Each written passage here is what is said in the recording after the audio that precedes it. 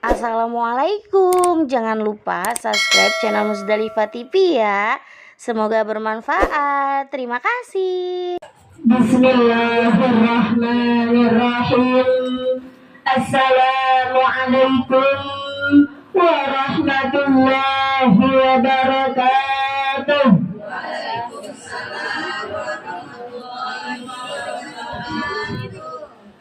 Bismillahirrahmanirrahim.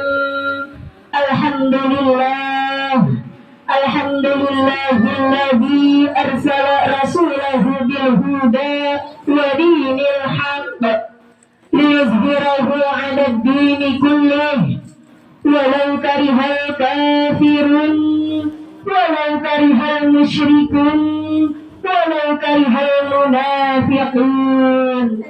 Ashhadu an la ilaha illallah wa ashhadu anna Muhammadan abduhu wa rasuluh la nabiyya ba'dahu.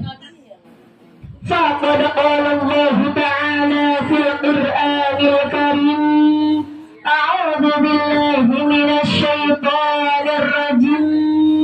Bismillahirrahmanirrahim. Kullu nafsin dha'iqatul maut. Al-ayah. Wa qala an-nabi sallallahu alaihi wasallam, kullu bani adam khata'un wa khairul khata'in at-tawwabun. Wa min kitabi syu'bil iman wahdud ilahaka khafani ma'ibadihi wahdud nabiyaka sunna'azim qadrahu. Sadaqallah wa sadaqa Rasulullah sallallahu alaihi wasallam. Yang sama-sama kita hormati dan kita muliakan yaitu sahibul bait ay sahibul hajjah, Bapak Ngatno beserta istri tercinta yaitu Ibu Halimah beserta anak-anaknya dan juga saudara-saudaranya. Tadi alhamdulillah ada yang hadir, Bu. Kita doakan, Bu, mudah-mudahan sahibul bait ay sahibul hajjah beserta seluruh keluarga besarnya, mudah-mudahan Allah panjangkan umurnya, Allah sehatkan badannya dalam taatilah wa taati Rasul, Allah mudahkan segala urusan-urusannya, Allah berikan rezeki yang banyak, yang halal, yang berkah dan yang luas, dan juga mudah-mudahan keluarganya, rumah tangganya Allah jadikan rumah tangga yang sakinah, mawaddah, warahmah. Anak-anak beliau mudah-mudahan Allah jadikan anak-anak yang salehah, anak-anak yang berbakti kepada kedua orang tua, takwa Allah wa takwa Rasul, berguna bagi agama, nusa dan bangsa. Dan juga mudah-mudahan segala hajat-hajat dan apapun yang dicita-citakannya, mudah-mudahan Allah qabul dan Allah ijabah. Amin amin ya rabbal alamin. Dan juga yang sama-sama kita hormati dan kita muliakan yaitu pembawa acara kita pada sore hari ini, Ibu Imas, dan juga yang sama-sama kita hormati dan kita muliakan yaitu sahibul wilayah, Bapak dan Ibu Ketua RT 09 yaitu Ibu Sri Astuti. Alhamdulillah hadir ya, Bu?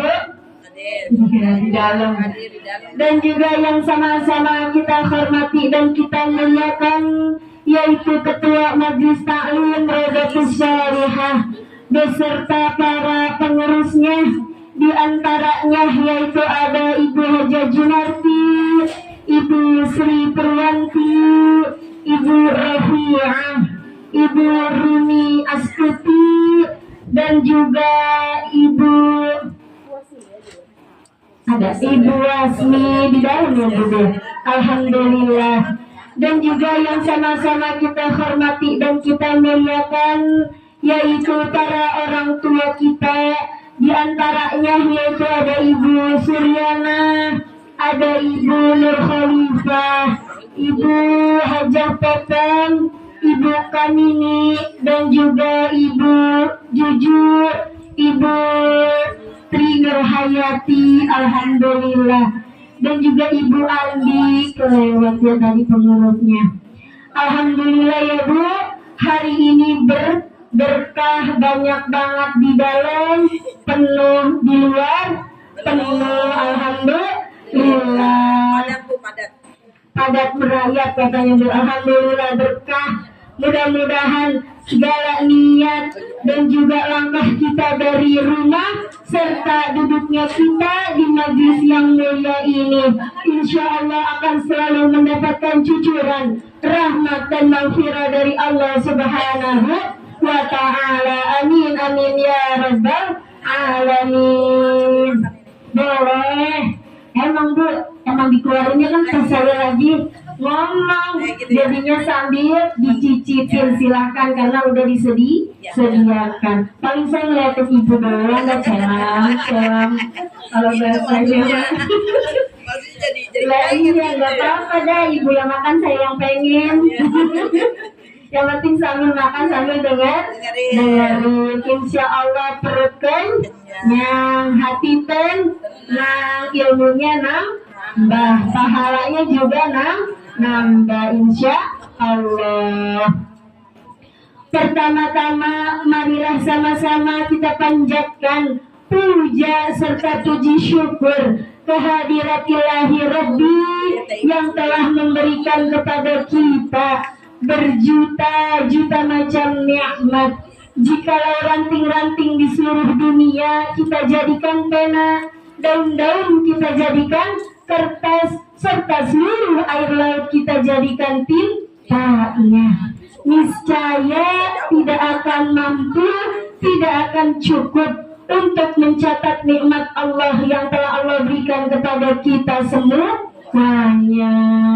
Mari bersama-sama kita mengagungkan asma Allah. Subhanallah walhamdulillah wa la ilaha illallah wallahu akbar wa la hawla wa la quwwata illa billahil aliyyil azim. Mudah-mudahan kita semuanya termasuk golongan hamba-hamba yang selalu mendapatkan keridhaan dari Allah Subhanahu wa Ta'ala. Amin amin ya rabbal. Salawat bermahkotakan salam tak lupa pula kita kirimkan kehadiran junjungan Nabi besar kita Muhammad Sallallahu Alaihi Wasallam yang telah membawa kita minaz zulumati ila nur atau minad dalalati ila huda. Mari bersama-sama kita berselawat kepada Kanjeng Nabi Sallallahu ala Muhammad Sallallahu alaihi wasallam Sallallahu ala Muhammad Sallallahu alaihi wasallam. Mudah-mudahan kita semuanya akan mendapatkan syafaatul uzma di yaumil qiyamah nanti. Amin amin ya rabbal. Alhamdulillah ya Bu, kita masih sama-sama dapat bersilaturahim, dapat duduk kembali guna menghadiri undangan sahibul bait ay sahibul hajjah, yaitu Ibu Siti Halimah. Dalam rangka hari ini Bu, acara rewahan keluarga besarnya sekaligus acara akikah. Untuk siapa akikahnya? Untuk Ibu Siti Halimah. Mudah-mudahan yang beliau niatkan akikahnya Allah terima, dan juga mudah-mudahan acara rewahannya, doa-doa yang udah kita kirimkan, udah kita panjatkan, yang kita niatkan untuk almarhum wal marhumah dari keluarga besar sahibul bait ay sahibul hajjah, yang namanya udah tadi saya sebutkan satu persatu. Mudah-mudahan Allah ampuni segala dosa-dosanya, Allah terima segala amal ibadahnya, Allah luaskan kuburnya, Allah jadikan makamnya ridha min riyadil jannah. Amin amin ya rabbal alamin. Ya, tidur tak keselak cabai lagi bu. Jelek bu, itu dah ya Allah. Upek lagi makan cabai. Bu, acara akikah berarti hari ini Ibu Siti Halimah sudah melaksanakan akikah untuk dirinya sendiri. Karena akikah itu hukumnya sunnah muakkad, yaitu sunnah yang Rasulullah anjurkan. Karena bukan hanya nyuruh doang, tapi Rasulullah juga melaksanakannya. Al-Kisah mengatakan Rasulullah pernah mengakikahkan cucu-cucu tersayangnya. Siapa nama cucu-cucu Rasulullah, Bu? Hasan dan Husain. Lama banget Ibu gak jawabnya. Oh, lagi dalam gorengnya. Hasan Husain beliau mengakikahkan. Jadi beliau bukan nyuruh doang, tapi beliau juga melaksanakannya dengan mengakikahkan cucu-cucunya. Berarti kalau akikah itu perbedaannya sama kurban. Kalau kurban dibagiinnya daging mentah, kalau akikah daging mateng. Jadi Ibu udah ancang-ancang, wah, ntar saya dapat sate, ntar saya dapat gulai, ntar saya dapat rendang, tongseng, apa aja itu mah mau semuanya Bu. Ntar insya Allah pulang Ibu sama-sama dapat satu besek dibagiin Bu. Berapa beseknya Bu? Tuh Bu, masalah berapa Bu? Lah masa mau 10 agak kebagian Bu, kalau satu orang 10. Ibu, lah saja banyak tadi tuh beseknya gitu lagi. Lah beda Bu, berkah ya Bu Siti. Alhamdulillah, mudah-mudahan yang diniatkan oleh Bu Siti Allah terima. Berbicara tentang rewahan ya Bu, coba kalau saya tanya apa sih rewahan Bu? Ibu sering dengar atau kita acara rewahan, apa sih rewahan itu Bu? Rewahan ngirim doa, betul. Rewahan itu adalah adat dari masyarakat kita yang dilaksanakan sebulan sebelum bulan Ramadan atau bulan puasa. Berarti bulan apa? Bulan Sya'ban sekarang, atau sering disebut bulan Ramadan. Jadi yang diniatkan acaranya ini untuk doa, untuk sedekah bagi keluarga kita yang telah meninggal dunia. Jadi kalau saya tanya, boleh nggak ngadain rewahan? Boleh nggak Ibu doain buat keluarga yang udah meninggal? Boleh nggak Ibu sedekahin buat keluarga yang udah meninggal?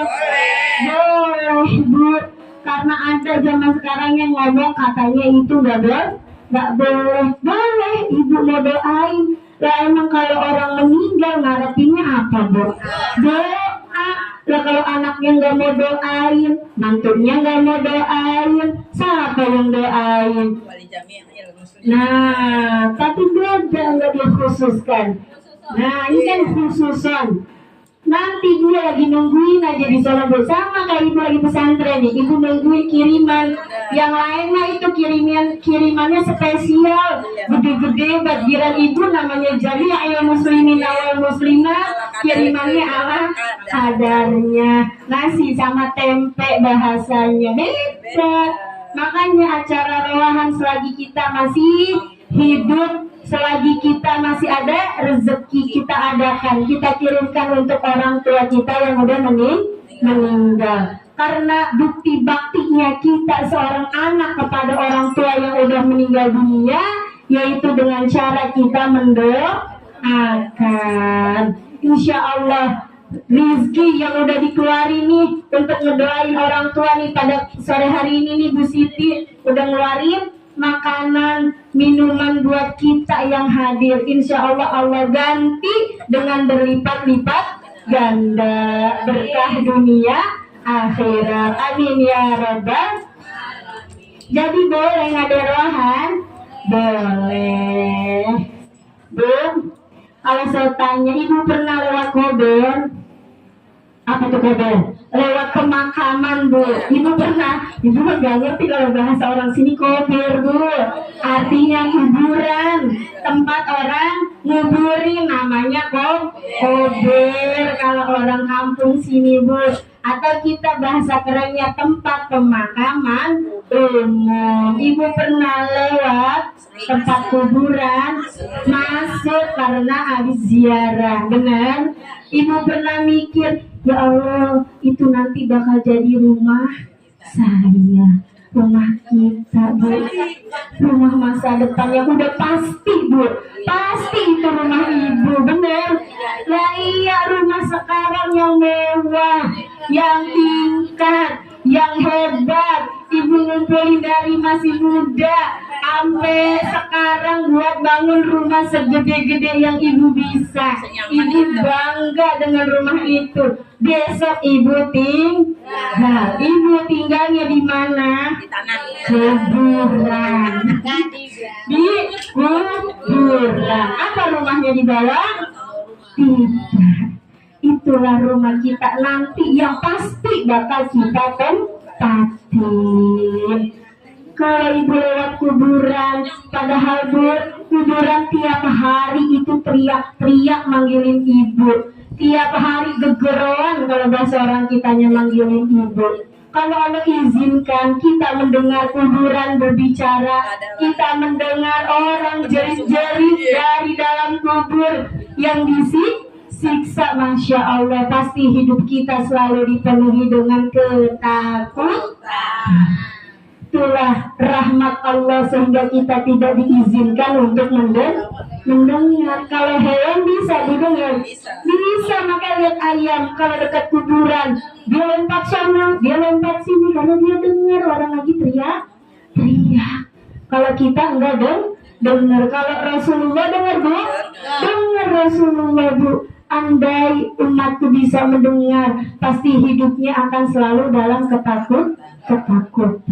Karena tuh kuburan selalu manggil-manggil kita Bu, dengan menasehati akan 5 hal pada kita yang masih hidup. Apa itu yang diteriakin sama kuburan buat kita Bu? Ada di dalam hadis yang tertulis dalam kitab Daqaiqul Akhbar, disebutkan bahwa kuburan itu setiap hari berseru meneriakkan 5 peringatan kepada kita yang masih hidup.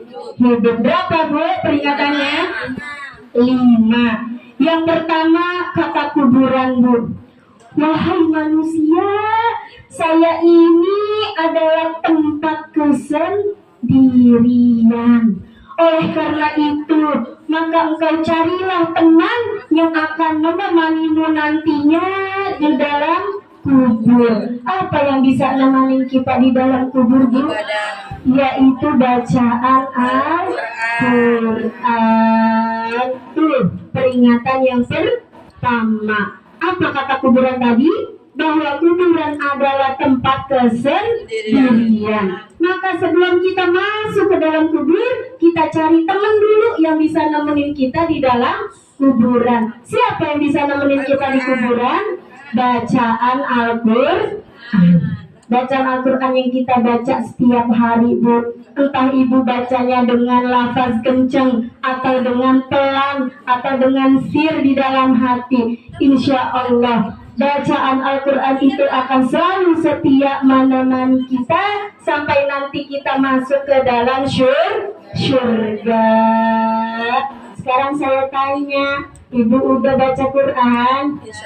Alhamdulillah, insya Allah. Lah kalau di dunianya males baca Quran lagi pengen ditemenin, siapa yang mau nemenin? Baca WA tuh katanya, baca apa lagi? Baca status.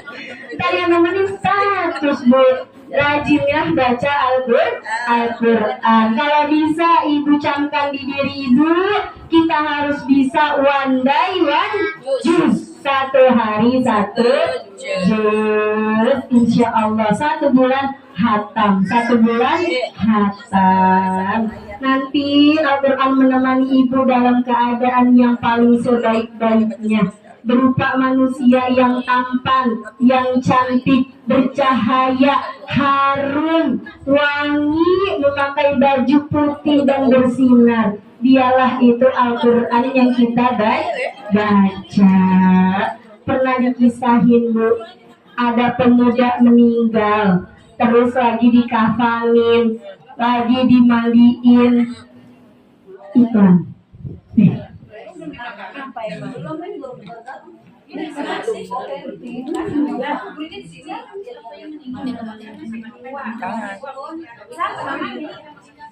Nanti diedit.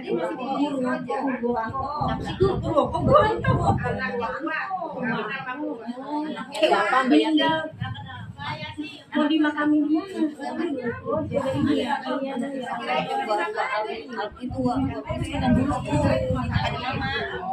Tinggalnya di mana? Dia di Selonjak mana itu? Dua hari rumah sakit, 3 hari dah. Innalillahi wa inna ilaihi raji'un. Baru dibicarain ya, Bu. Iya, baru dibicarain kematian ya, Bu. Udah ada, iya nggak apa-apa, Bu. Udah ada saudara kita yang meninggal, karena memang meninggal itu pasti, Bu. Sekarang mereka, besok kita entah kapan kita yang dapat gelar almarhumah. Balik lagi ya, Bu. Siapa tadi yang menemani kita, Bu, di dalam kubur? Bacaan Al-Quran. Tadi saya mau cerita ya. Al-Kisah diceritakan, Bu, ada seorang mayit nih yang baru meninggal, lalu beliau lagi siap-siap dimandiin, dikafanin, mau disolatin.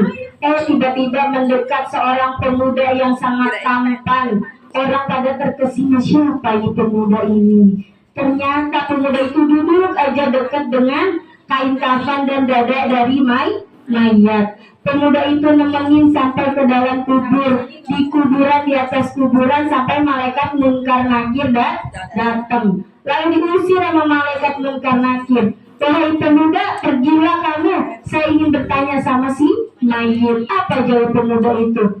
Saya tidak akan meninggalkan mayit ini. Saya akan menemaninya sampai nanti nih mayit masuk ke dalam surga. Lalu ditanya, siapa engkau? Jawab pemuda itu, aku adalah bacaan Al-Quran dari si mayit ini yang selama hidupnya dia baca. Jadi ini selalu ditemanin sampai malaikat Munkar Nakir bertanya. Jadi yang paling setia kepada kita sebenarnya siapa, Bu? Bacaan Al-Quran kita. Lah kalau laki itu mau nemenin. Baru juga kalau dibaca doa, amin ya robbal alamin. Langsung udah pulang, salaman. Udah ditungguin kali sampai ntar malam gitu nungguin. Karena Bu udah buru-buru pulang. Nah itu, Bu, makanya kita sering-sering baca Al-Quran. Itu nasihat yang pertama dari kubur. Lalu yang kedua, apa yang dikatakan oleh kuburan kepada kita, Bu? Wahai manusia, saya adalah tempat yang sangat gelap. Maka sebelum kamu masuk ke dalam saya, maka terangilah dengan cara sholat malam. Jadi kuburan itu tempat yang paling gelap. Bisa bayangin betapa gelapnya, Bu? Mati lampu aja dalam rumah, gelapnya kayak apa tahu, Bu? Padahal masih ada cahaya bulan, tapi udah gelap gulita. Apalagi di dalam tuh kubur, tidak ada cahaya yang bisa menerangi. Nah, ini salah satunya yang dapat menerangi kita di alam kubur, yaitu dengan kita sholat malam. Karena kata hadis mengatakan, Bu, sholat adalah cahaya, sedekah merupakan bukti nyata, sabar itu sebuah sinar, dan Al-Quran adalah sebuah pembelamu. Itu dalam hadis. Sholat malam salah satunya. Berapa rakaat sholat malamnya, Bu? Dua rakaat. Tergantung kita bisanya. Paling sedikit 2 rakaat. Kalau bisa rutinin 11 rakaat dengan runtutan 2 rakaat sholat sunnah wudhu, 2 rakaat sholat sunnah taubat, 2 rakaat sholat sunnah tahajud, 2 rakaat sholat sunnah hajat, 3 rakaat sholat sunnah witir. Jadi jumlahnya semuanya 11 rakaat. Itulah yang akan menerangi kita di alam kubur. Itu peringatan yang keberapa? 2. Sekarang peringatan yang ketiga. Apa kata kuburan, Bu? Teriak kepada kita, wahai manusia, saya ini adalah tempat yang dipenuhi oleh tanah, dikelilingi oleh tanah, maka bawalah alas tidurmu, yakni amal soleh. Ibu tidur di alam kubur kagak ada alas. Jadi diperingatin sama kuburan, sebelum kita masuk ke dalam kubur, persiapkanlah alasnya terlebih dahulu berupa amal soleh, yang nanti amal soleh kita akan menjadi spring bed paling empuk di tempat kubur. Lah, spring bed dunia nggak ada apa-apanya, Bu. Kalau amal soleh kita banyak, nanti spring bed paling nyaman. Udah nggak ngerasa lagi kita keras di dalam kubur. Udah enak aja bawaannya, karena amal soleh kita banyak, dan Allah terima insya Allah. Lalu apalagi peringatan yang keempat, wahai manusia, nih kata kuburan, Bu, saya ini adalah sarangnya ular, maka bawahlah racun ular tersebut dari muka bumi sebelum kau masuk ke dalamku. Apa racunnya, Bu? Bacaan Bismillahirrahmanirrahim. Jadi di alam kubur nanti ada seekor ular yang memang Allah ciptakan khusus untuk menyiksa orang-orang kafir di dalam kubur. Siapa, Bu, nama ular di dalam kuburnya? Jadi pernah dijelasin nama ular di dalam kuburnya itu sudah Allah ciptakan. Coba? Ya. Yes, Sujabul Kubra. Dijelaskan juga di sebuah hadis, di sini nama ularnya itu namanya ular tinin. Nah, ular tinin. Ada hadis dari Abdullah bin Abi Mulaikah berkata, saya mendengar Aisyah radhiyallahu anha berkata. Siapa Aisyah, Bu? Istri Rasulullah. Apa kata Aisyah? Orang-orang kafir akan disiksa pedih di dalam kuburnya dengan dicabik-cabik oleh ular yang botak. Lalu ular tersebut memakan orang itu dari kepala hingga ke ujung kaki. Setelah udah selesai dimakan, orang itu kembali lagi seperti semula. Lalu dimakan lagi sama ular itu dari ujung kaki sampai ujung kepala. Udah remuk, udah hancur, Allah ciptakan lagi seperti semula. Dimakan lagi dari ujung kepala sampai ujung kaki, dan begitu terus menerus. Hadis riwayat Ibnu Abi Syaibah. Itu Bu, jadi ada khusus siksaan bagi orang kafir, yaitu dengan cara dimakan sama ular. Tadi namanya ular tinin. Nah, dimakan dari ujung kaki sampai ujung kepala, balik lagi dari ujung kepala sampai ujung kaki berkali-kali terus menerus Bu. Nauzubillah min zalik. Jangan sampai kita melakukan dan jangan sampai kita merasakan seperti itu. Maka kita persiapkan dengan kita membaca Bismillahirrahmanirrahim. Karena dengan kita membaca Bismillahirrahmanirrahim, berarti itu tandanya kita menjadi orang-orang yang beriman, yang menyerahkan diri kita hanya kepada Allah Subhanahu wa ta'ala. Insya Allah. Itu adalah yang keempat. Yang terakhir, peringatan kubur kepada kita. Saya adalah kuburan nih, tempatnya malaikat munkar dan nakir bertanya. Maka perbanyaklah olehmu wahai manusia dengan membaca kalimat La ilaha illallah Muhammadur Rasul, kalimat tauhid. Kalau kita mau jawab malaikat munkar nakirnya dengan lancar Bu, maka kita perbanyak baca kalimat La ilaha illallah Muhammadur Rasul. Walaupun di dunia kita udah ngapalin Bu, Marabuka Allah, Marabuka Allah. Nanti di sana yang jawab tergantung amal ibadah kita. Jadi perbanyaklah baca tauhid mulai sekarang. Jadi nanti kita udah lancar. Kalau lancar jawabnya, maka insya Allah akan lulus dari pertanyaannya. Kalau ibu lulus, insya Allah nanti kita akan dapat masuk surganya Allah Subhanahu wa ta'ala. Amin amin ya rabbal alamin. Alhamdulillah ya Bu, mungkin hanya ini dapat saya sampaikan. Kurang dan lebihnya saya mohon dibukakan pintu maaf yang seluas-luasnya. Mudah-mudahan apa yang saya sampaikan akan berguna dan bermanfaat bagi kita semuanya, khususnya bagi diri saya sendiri dan umumnya untuk ibu-ibu semuanya. Akhirul kalam,